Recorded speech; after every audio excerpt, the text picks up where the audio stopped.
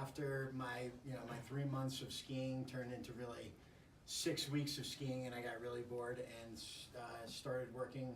This is at Snowmass Real Estate in Snowmass Village, and realized that just sort of being there on the weekends, people walked in and wanted to find out whether they could get a rental.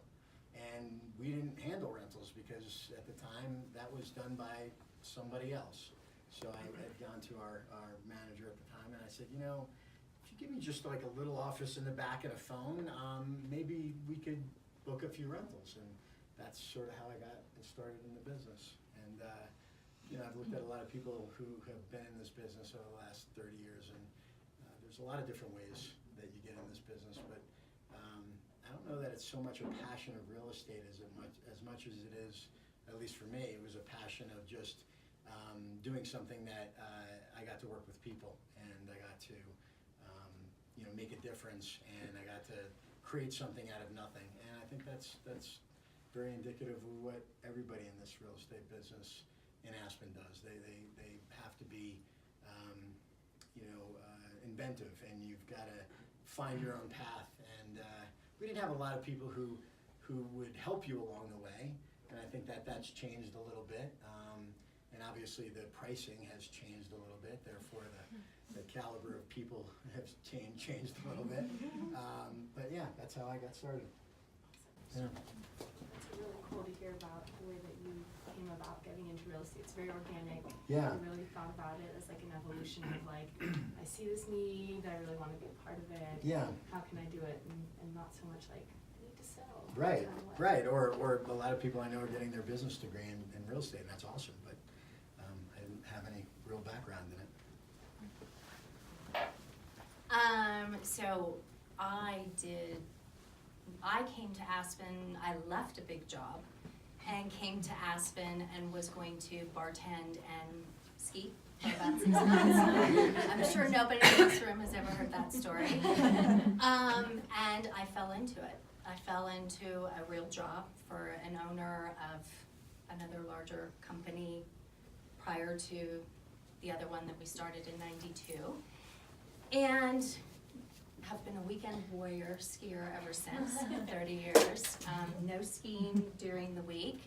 And then it just sort of turned in. I started as an assistant, and then got my license shortly thereafter, and then sort of became that person in the office that did help the brokers across the board. I kind of had a knack for the contracts and how the transactions worked and just sort of the overall operations of the business. I think this is amazing what you guys are doing.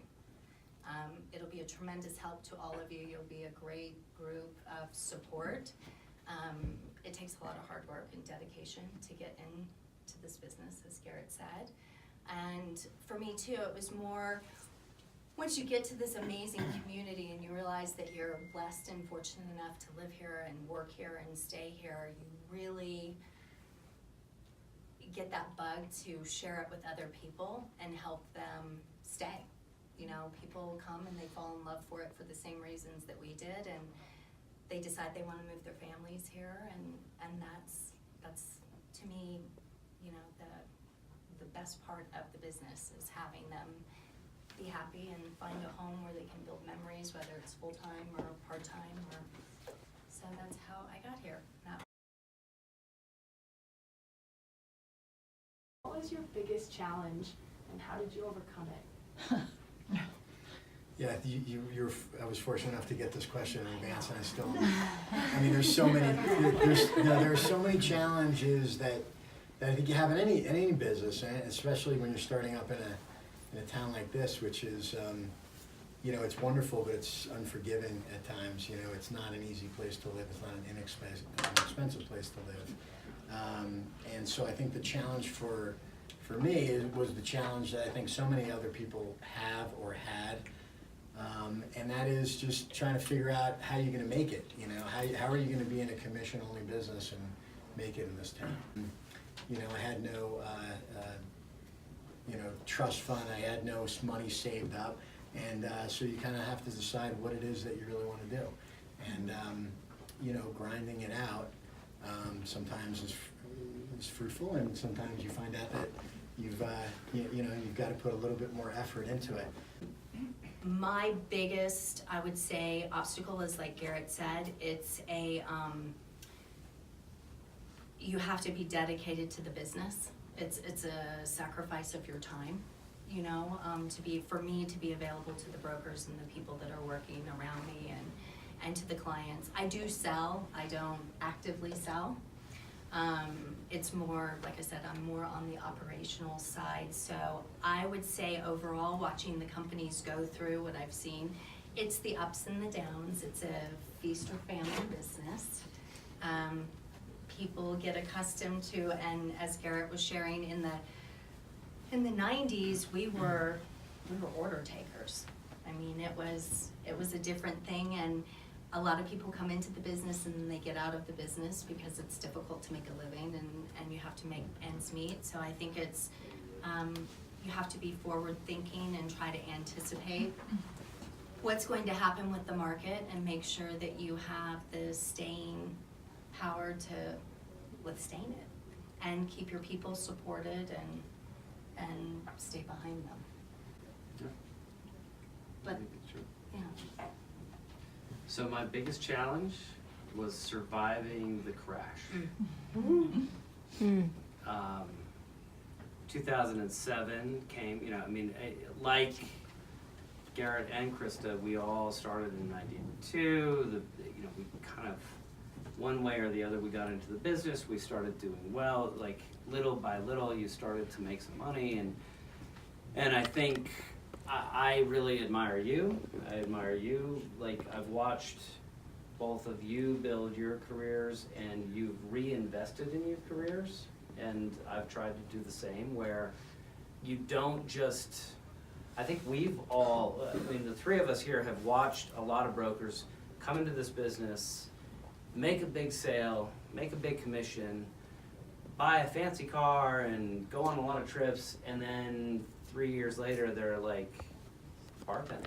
I mean, and we've seen that happen a lot. So I think that you have to, for everybody that's in this room, if you're committed to this business, that's great, but commit, like, and don't spend that commission check on, you know, whatever. Like, it's great to go out to a great dinner, and it's you gotta have a car and all those kind of things, but you gotta reinvest in your business and reinvest in the future and think about your future planning. I mean, I think that's really, I think that's something that the three of us have in common for sure. Different attitude, and eliminate debt, don't overspend. Like, those are the challenges that I would say, like, if you're gonna go into this business, don't take that heyday and go, you know, I mean, listen, a bottle of champagne's awesome, but don't like, you know, Not Moet or no Dom Perignon. The second, well, I think, you know, I just want to comment on Doug's, you know, this business is, I always say it's not for the meek, because it is a gamble. I mean, there's a lot of people who have done this business that are very measured, conservative people and have been very successful, but I think you have to have a certain gambling mentality, and it's not so much that you have to take these huge risks, but you have to invest the time and the effort in without the knowledge of when or whether you're gonna get anything out of it, you know, and I think in Doug's case, you know, the reason that Doug came out of that even stronger than before is because there was no, this isn't gonna happen. Doug always knew it was gonna happen. It was just he was gonna have to dig himself out of a hole that, you know, that he was in. And so many other people were in that similar situation, weren't able to do so or weren't willing to do so. So together, and sometimes it does and sometimes it doesn't, but there is this reinvestment factor in this business that you just can't get away from. I mean, if you're really serious about it, and the biggest thing is your time and your effort and learning and working at things that, you know, you may not get the return right away, but if you're with the right people and if you're putting the effort in, you're going to be successful over time. What are your thoughts on habits for success, or do you have any daily routines that you like really stick to? Murray walked in and we talked a lot about real estate, and I showed him a few things, and then he went home. And 3 days later, or 4 days later, I call him up and I said, so what did you think of the stuff we saw? Is there anything that, you know, that intrigued you? You seem to have liked this property over that property. He said, yeah, I really did like that property. I said, well, what do you think? You want to make an offer? And he said, well, I emailed you 3 days ago to make an offer on that property. And I didn't check my email every day. I didn't check my email every week. This newfangled device email. And by the time that I had called the broker, the property had gone under contract. And I had to call this guy back and said, that property's under contract. And he said, well, I guess that's the end of that relationship. So that made me realize that my habits were to check my email. You know, this is a business where it's so wonderful in so many ways because you can do the things you want to do. You can go skiing and skinning and biking and whatever it is that you like to do. You can go on some vacations in the off season, but in exchange for all that, you have to be available at times when it's inconvenient. You know, at 8 o'clock in the middle of dinner, and I'm not, you know.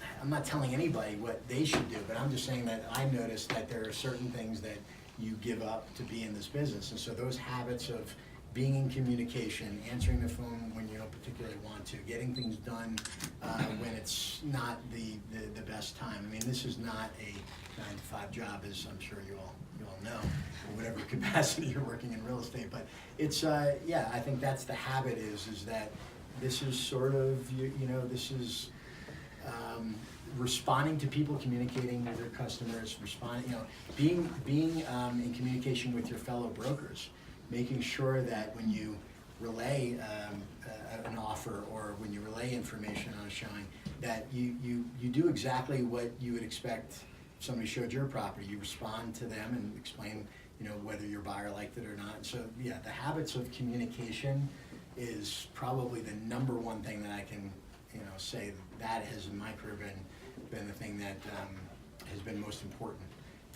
Well, you know, the best habit you can get into is take your first hour of the day and do everything that you don't want to do. That's right. And if you get rid of that, then the rest of the day is like, whoa, I have nothing that I have to think about. I have nothing I have to worry about. And if you don't do something, then just get it done, you know, in that first hour of the following morning. So that's my habit, I guess. So I'm a night owl, and I cannot really go to sleep until I have responded to all the emails that I have received that day. People will often get emails from me at, you know, 12:30, 1 o'clock in the morning, but that's I have to clear that. That's my one habit that I do. There are lots of other habits that I would like to have, but in this business, you have a set agenda for your day, and it's completely unpredictable. So the people that work with me will often see me come in, and I have very specific things. You end up having to reprioritize, at least, like I said again, I'm in a little bit different capacity of what has to be done today, and it may not have been on the agenda at 6:30 in the morning, but everything that was hasn't quite necessarily been addressed by 6. But the communication is huge for me, getting back to everybody, mostly my brokers and the clients, and making sure that they hear back from me. So open, honest communication with your brokers too. Responding to your fellow brokers, whether it's feedback on a showing. Don't email a contract and not pick up the phone and call them and say, I just sent over a contract on this property, did you get it? Showing time is wonderful. Don't put in a request for showing time, and if you don't hear back immediately, don't not pick up the phone and call and say, I'd like to show it. Give them that courtesy, I would say. And the rest of it, you really just have to be true to yourself and your values and your ethics and your professional standards, and it all kind of comes full circle.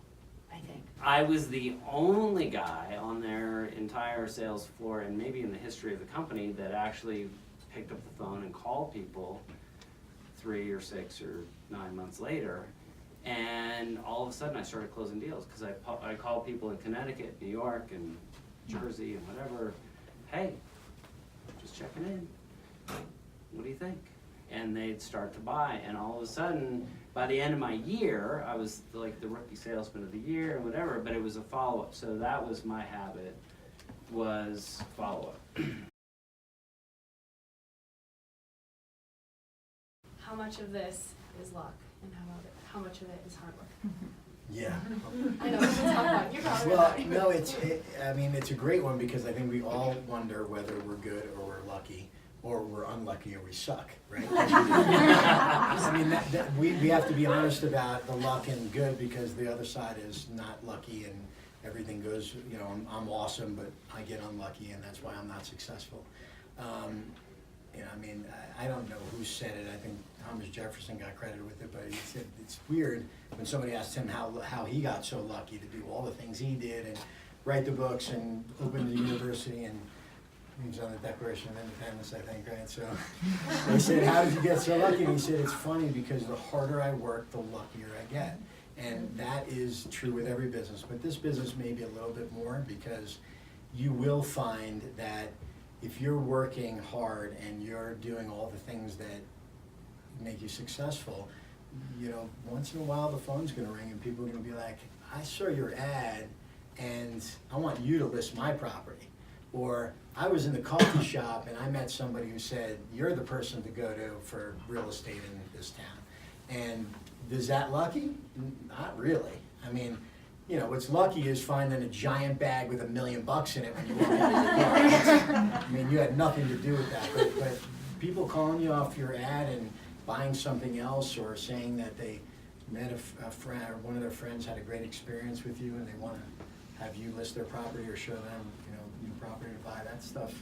So, yeah, I mean, I would say that in this business, the more effective you are, the harder you work, the luckier you will find yourself to be. And I really have never met anybody in this business locally that I would say is more lucky than good. In fact, I'd say that there are far fewer people that are, I've seen people just luck out, but it's a one-off. One and done. Yeah, it's a one and done.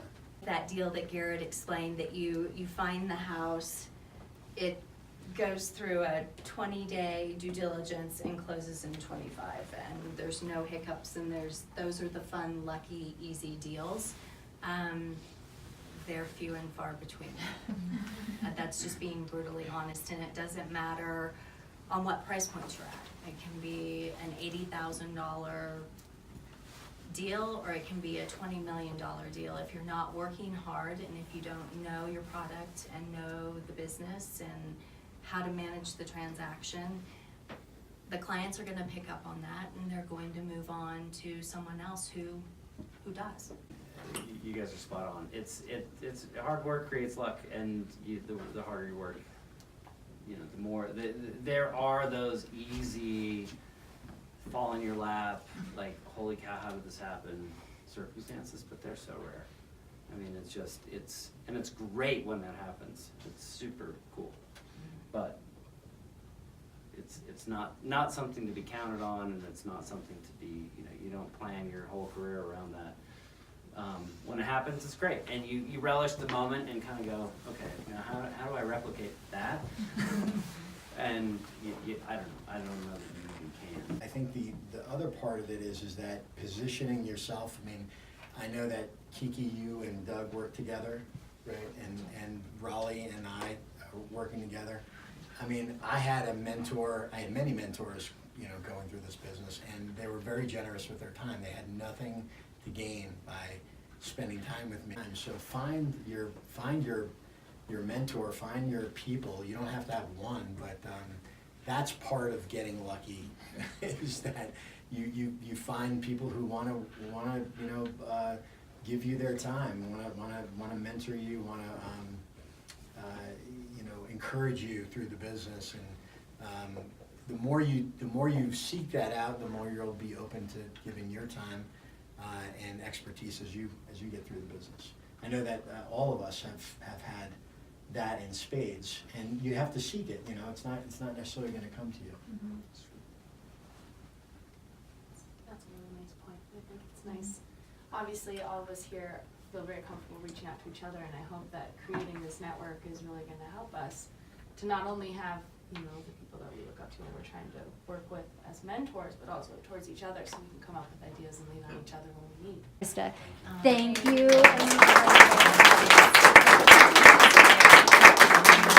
Excited to see this just take off. It's gonna be Thank great. you. Oh, thanks, guys. And thank you for inviting us, and thank you Yeah, for thanks all for being having here. us I think and it's really- organizing it's really it. cool. You've done great. It's gonna be, this is a good thing. And Wells Fargo sponsored. And Wells Fargo. Thank you.